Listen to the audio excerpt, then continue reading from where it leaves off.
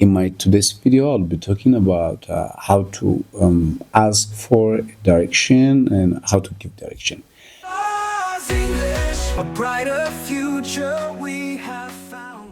Akkamitti kallattii gaafachuu akka dandeenyu yooniif ammoo namoonni kallattii nu gaafatan haala kamiin deebisuu akka dandeenyu video like it's kind of spoken English, and I want you to follow me until the end of this video.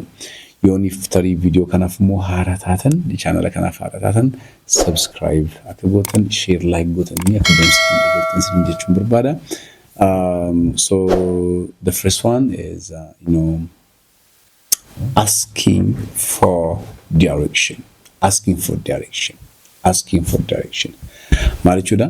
Kallattii iddoo wayii deemnee yooniif iddoo itti deemne san iddoo isaa dhabne namoota gaafachuu barbaanne haala kamiin gaafachuu dandeenyadha. Okay? So we can say, look here. Excuse me, where is Awash Bank? Excuse me? Where is everyone? Excuse me. Excuse me, can you tell me how to find Awash Bank? Excuse me, can you tell me how to find Awash Bank? Banki Awash akkamitti argachuu akka danda'u naa himuu dandeessaayi. Excuse me, can you tell me how to find Awash Bank? Good. And the second one is how can I get to Awash Bank? How can I get to the supermarket? Supermarketi akkamittiin argachuu danda'a jechuudha. How can I get to her? How can I find or how can I get to, whether possible? How can I get to the school? Also wajjin jechaa deemnee natti tola. How can I get to the school? How can I get to the supermarket? Supermarket akkamittiin argachuu danda'a. Booddee immoo kallattii akkamitti akka himuu dandeenyu immoo wajjin ilaalla. Amma akkamitti akka gaafannuun optionii adda addaa sitti mul'isa. And third one is there a hospital near here? Is there a hospital near here? There a Sears near here? Ew. Naannoo kana hospitaalli ni jiraa jechuudha. Is there a supermarket near here? Naannoo kana dhiyootti supermarket ni jiraa. Is there a cafeteria near here? Okay, good. Is there a hospital near here? Is there a cafeteria near here? Near in Januba. Is like kind of silent. Near here. Okay. Ioti cafeteria njirai. Iokana supermarket njirai. Okay, this is the second one. The third one. And the fourth one is we can say, can you show me the way to the supermarket? Can you show me the way to the second floor? Can you show me the way to the supermarket? Karaa gara supermarketii na geessu natti mul'isuu dandeessaayi. Can you show me? You can say, can you tell me? Na himuu dandeessaayi natti mul'isuu dandeessaa. Both are okay. Wajjin jennu. Can you show me the way to the supermarket? Can you show me the way to the supermarket? Excellent. And the fifth one is, which way is the bus station? Which way? Karaa kamiini dhaabbanni konkolaataa? Okay, karaa kamiini. Which way is the supermarket? Which way is the bar? Bar. B-A-R. The bar. Which way is the restaurant? Which way? Karaa kamiini. Asiin moo asiin, This is asking direction. Asirraa fagoodhaayi jechuudha barbaadnu. Ni akkam jettu. Supermarketiin as bakka amma dhaabbannee dukkan irraa fagoodhaayi. Is the supermarket far from here? Miin wajjin jedha. Is the supermarket? Hin jennu. The. Is the supermarket far from here? Is the supermarket far from here? Asii fagoodhaayi. You see? Egaa haala kana maal gochuu dandeenya jechuudha. Kallattii gaafachuu dandeenya jechuudha. kallattii gaafachuu dandeenya jechuudha. So irran deebi'ee takka expressionoota asitti barreeffaman ilaala. Excuse me, where is the bank? Excuse me, where is the bank? Number 2, how can I get to the school? How can I get to the school? Wajjin osoo jettanii immoo caala gaariidha. It's called shadowing. Haalaan jedhuun osoo wajjin jettanii it will help you to improve your pronunciation. And third, is there a hospital near here? Is there a hospital near here? And fourth, can you show me the way to the market? Can you show me the way to the market? Karaa magaalaa gabaa nama geessu naa himuu dandeessaa? Natti mul'isuu dandeessaa? And number 5, which way is the bus station? Which way is the bus station? And number 6, is it far from here, or is the supermarket far from here? Is the supermarket far from here? Okay. Egaa haala kanaan expressionota kanneen fayyadamne kallattii gaafachuu hin dandeenya jechuudha. Amma namoonni biyya alaa deemtan ni beektu kallattii gaafachuudhaaf hedduu rakkan iddoo deemuudhaaf amma iddoo deemuudhaaf hedduu rakkan waan ta'eef isaan kanneen hoo beekne at least namoota gaafannee irraa hubachuu hin dandeenya jechuudha. Good. Amma immoo akkamitti himuu dandeenya kan jedhu nuti mul'isa. Haala kamiin immoo yoo nuti gaafatamne akkamitti namoota kallattii qabsiisuu dandeenya kan jedhu. Okay? So giving direction. Amma nuti kenna kallattii nuti laata jechuudha. Kallattuma kanaan karuma kana qabadhu qaddiri deemi jechuudha. Siruma kanaan deemi. Okay? Go straight. Go straight ahead jechuu dandeenya. Go straight ahead for about 30 minutes. Go straight, go straight, straight, straight. Go straight ahead for about 30 minutes. Asumaan deeqaa soddomaaf kallattuma kana qabadhu deemi. Okay? Go straight for about 100 meters. Kallattuma kanaan meetira naannoo dhibbaatiif kallattuma kanaan deemi. Achi booda dhabduu jechuudhaaf you won't miss it. You will not miss it. You won't miss it. Go straight ahead for about 100 meters and then you won't miss it. Deeqaa meetira kudhaniif dhibbaaf asumaan qaddari deemi. San booda ittuma dhuftaa dhabduuni jechuudhaaf you won't miss it jenna jechuudha. Good. The other way.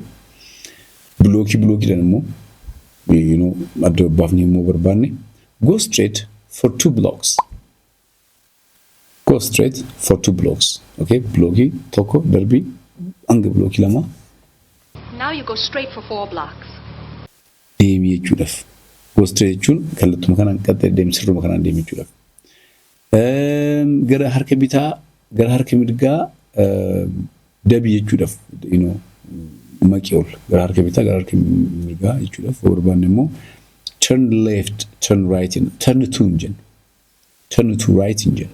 And now turn left, turn right. Go straight for about 2 blocks and then turn right. Ol maqii gara harka mirgaa. Turn right. Turn left. Good. Or we can say turn left at the corner, turn right at the corner. No, I can't even need you.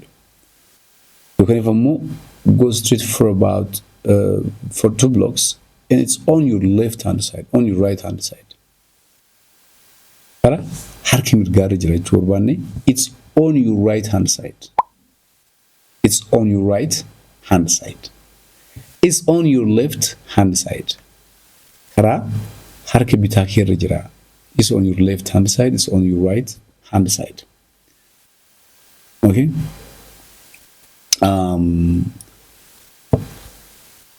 Supermarketiin baankitti aanee jira jechuu barbaanne. Namni tokko dhufee excuse me, can you show me or can you tell me the way to the supermarket? Oh, look at the building. That's the bank, and the supermarket is just next to the bank. baankitti aanee jira jechuudha. The supermarket is next to the bank. The hospital is next to the bus station. Bus stationitti aanee jira hospitaalichi. Next to jenne jechuudha. Okay. And itti aanee yoo jiraate by the way. Look here. Itti aanee yoo jiraate next to the bank, next to the supermarket. The cafeteria is next to the stationery. Cafeteria, stationery itti aanee jira. Duuba jira jechuudha. Stationery duuba jira. Cafeteriaan stationery duuba jira jechuudha. Mee akkam jenna? Good. The cafeteria is behind the stationery. Duuba irra jira. It's behind. Okay? Fuuldura jira jechuudha barbaanna. Fuuldura isaa. Is in front of. In front of. The cafeteria is in front of the supermarket. The cafeteria is in front of the supermarket. Okay?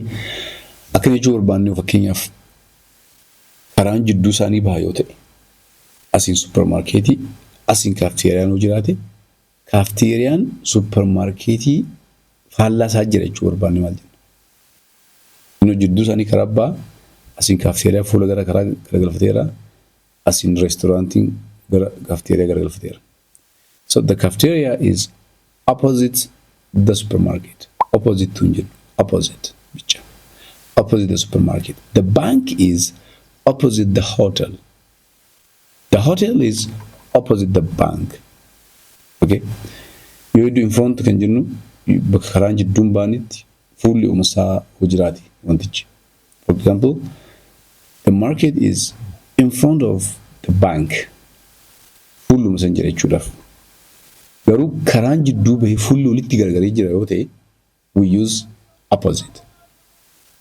We use opposite. Okay? Okay, good.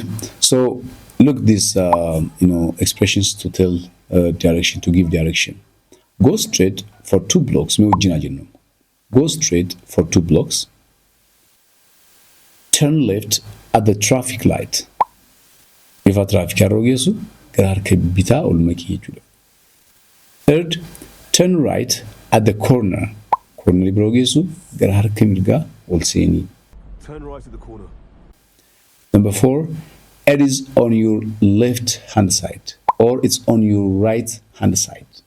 Karaa harka kee mirgaa yookaan bitaa irratti harkattaan jechuudha. Here, number 5, it's next to the bank. It's next to the bank. Next to the bank. Number 6, it is opposite the school. Opposite the school. The bank is opposite the school. Opposite the school. Number 7, it's near the market. The hospital is near the market. Okay? Near the market. Iyo targama. Achuma bira. Gabaa bira jechuudha. Good. And look at these instructions. These are very basic. Go straight. Maal jechuudha inni? Go straight. Kallattuma kanaan deemi. Qaxxee deemi jechuudha. Sirrii kanaan deemi jechuudha. Turn left. Harka bitaatti maqi. Turn right. Harka mirgaa maqi. Tuun jennu. Turn tuun jennu kana eegadda. Stop there. Stop here. Stop here. Follow this road. Karaa kana qabu deemi. Follow this road. Good. So these are location words. Location words. Look here. Next to jechuudha. Cinaa jechuudha. Opposites. Faallaa karaan jidduu bahuu ta'e opposite. The bank is opposite the supermarket. The supermarket is opposite the bank. Near dhiyoo jechuudha. Far is far from here. I think you need to take a taxi. Taxi qabachuu qabda si fagoo waan ta'eef. It's far from here. Far. Between jidduu jechuudha. Between. Between. The bank is between the market and the bus station. The bank is between the market and the bus station. Okay? Haala kanaan kallattii gaafachuus himuus hin dandeenye jechuudha. Kanaafuu isin amma expressionoota kanneen viidiyoo kana dhaabaa nooti irraa fudhachaa irra deebitanii jecha sammuutti akka qabattan jechuun gorsa kooti. Hanga dhuma viidiyoo kanaatti nu wajjin waan turtaniif guddaa galatooma.